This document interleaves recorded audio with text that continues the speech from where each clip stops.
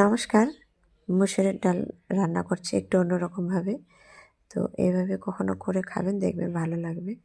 প্রথমে সিদ্ধ করতে দিয়েছি মুসুর ডালটা, আর পাশে একটা কড়াইয়ে আমি ডিম ভেজে নিচ্ছি, 2টো ডিম ভেজে নিচ্ছি। ভেজে নেওয়ার পরে এই যে আছে এখানে পেঁয়াজ কাটা, তারপরে টমেটো, এগুলো দেবো, এগুলো ভেজে আর কি তারপরে ডালটা দিয়ে দেবো। তাই যে তেল দিলাম, তারপরে শুকনো লঙ্কা, একটু জিরা আর সাদা ফল কালো ফল দিয়েছি, পেঁয়াজটা দিয়েছি, লবণ হলুদ দিয়ে ভালো করে ভেজে নিচ্ছি। তারপর টমেটো দিয়ে ভালো করে ভেজে নিয়ে সিদ্ধ করা যে ডালটা আছে সেই ডালটা আমি এখানে দিয়ে দেব।